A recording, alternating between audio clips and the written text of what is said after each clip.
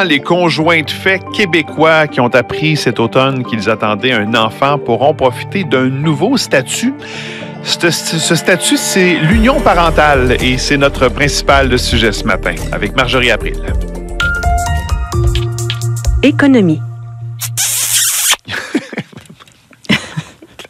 Bon, clairement, Joël, c'est donné. Avec oui, c'est un effet sonore. Hein? Oui, c'est ça. Appelez pas les ressources humaines. Non, c'est ça. Marjorie, c'est quoi l'union parentale? Ça offre des protections supplémentaires. L'union parentale, ça va offrir des protections supplémentaires pour les conjoints de fait qui ont des enfants ensemble, en cas de séparation ou de décès. Ça offre aussi un filet pour mieux protéger les enfants qui sont issus de ces unions-là. Et c'est la première fois que les parents non mariés vont être reconnus dans le Code civil au Québec. Ça entre en vigueur dans 7 mois.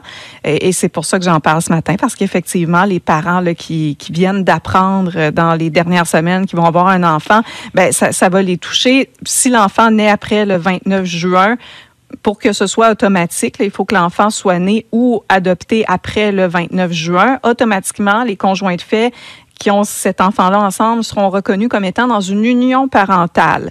Ceux qui ont déjà des enfants avant cette date-là vont pouvoir, à partir du 29 juin prochain, faire reconnaître leur union comme une union parentale s'ils le veulent, mais il faut aller devant le notaire pour le faire. On écoute là-dessus Charles Hunter Villeneuve, qui est fiscaliste, planificateur financier pour gestion privée 1859, qui nous explique en gros là, ce que ça va changer. Au niveau de la résidence familiale, elle ne pourra pas être vendue par le parent propriétaire sans l'accord de l'autre. Il y a un autre aspect là, que la réforme prévoit, c'est d'attribuer un droit d'usage à la résidence au parent qui obtient la garde là, de l'enfant. Donc, ça permet autrement dit là, d'occuper la maison pour un certain temps là, sans en être là, propriétaire. C'est une protection qui est pas si pire, de très de base là, pour la maison. Une petite protection au décès dans le sens qu'il peut hériter d'un tiers, mais c'est insuffisant là, pour la majorité là, des familles. Donc, ça ne couvre pas tout, ça ne protège pas de tout, mais au moins, c'est un pas en avant compte tenu du fait qu'en ce moment, là, au Québec, il y a plus de couples en union libre qui ont des enfants que de couples mariés qui ont des enfants. Il y a eu un grand changement dans la société depuis 30-40 ans, et c'est comme si la loi n'avait pas suivi ces changements-là. Mais là, au moins, même si c'est un changement qui est peut-être trop timide aux yeux de certains spécialistes, qui critiquent ce changement de loi, au moins, il y aura quand même quelques protections supplémentaires pour les parents qui sont en situation, qui sont conjoints de fait. Ouais, et si on prend le Québec et on le compare au reste du pays, ça a l'air de quoi? C'est très bizarre, en fait, quand on compare le Québec au reste du pays, parce que c'est la seule province à ne pas prévoir de pension alimentaire pour le conjoint de fait après une séparation, par exemple. Dans un cas où, justement, les revenus étaient inégaux. Les conjoints de fait, en fait, quand on regarde ce qui se passe dans l'Ouest canadien, ils ont, avec ou sans enfants, les conjoints de fait ont des protections depuis longtemps dans l'Ouest. Alors qu'au Québec, puis en Ontario aussi, le conjoint de fait n'est pas reconnu comme héritier légal. Sans testament, ça veut dire que la loi prévoit que ce sont les parents de la personne décédée et ou les enfants, s'il y a des enfants dans le portrait, qui vont se partager la succession, y compris la moitié du condo ou de la maison, là. Alors, il faut faire attention. Dans les provinces de l'Ouest, ça a été réglé. Les conjoints de fait peuvent hériter sans testament.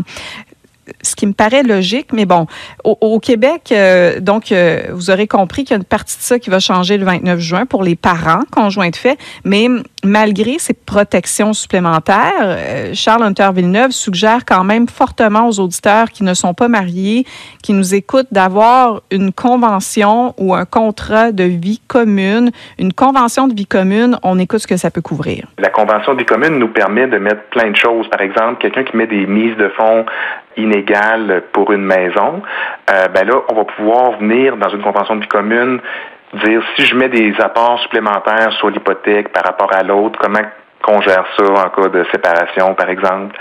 Est-ce que je donne une compensation, par exemple, à un conjoint qui a diminué son travail pour s'occuper des enfants? Comment on partage les dépenses communes? Qu'est-ce qu'on fait avec les régimes épargne-études? Des fois, il y a des grosses sommes accumulées là-dedans en cas de séparation. Et c'est pour ça que c'est préférable d'avoir des documents comme une convention de vie commune, comme un testament aussi pour se protéger en cas d'imprévu, puis pour avoir des protections plus complètes qui sont mieux adaptées à notre situation versus le strict minimum que la loi prévoit. Et pour ceux qui se disent hey, « j'ai pas besoin de ça d'un testament, moi j'ai pas d'argent, j'ai pas d'actifs, ça vaut pas la peine », n'oubliez pas l'argent des assurances, l'argent de la retraite, et sans compter que le testament, c'est aussi le document qui va déterminer qui va devenir le tuteur des enfants en cas de décès des deux parents. Je sais qu'on ne veut pas envisager ces possibilités-là. On espère que ça n'arrivera jamais. Même chose avec une séparation. Là, quand on est heureux en couple, on veut pas imaginer que ça va s'arrêter un jour, mais ça arrive. Ouais. Même chose avec les décès. Puis les professionnels à qui je parle me disent que les gens se retrouvent dans leur bureau dans une situation qui est déjà traumatisante dans certains cas et qui doivent en plus essayer de démêler tout ça parce qu'il n'y avait pas de papier de fait et ça ajoute au traumatisme puis à l'expérience qui est déjà difficile. Alors, c'est pour ça que c'est important d'avoir des papiers. Là. Statistiquement parlant, on n'a pas plus de chances de mourir parce qu'on a préparé un testament. Donc, non, c'est vrai. Juste en terminant, là, Poste Canada, ça ne regarde pas trop bien, Marjorie? Oui, mais il y a du nouveau ce matin. Ah oui? Le syndicat dit que la pause est finie, que les négociations reprennent aujourd'hui avec le médiateur nommé par le fédéral. Donc, la pause a été de courte durée. Oui, parce que hier, le médiateur spécial suspendait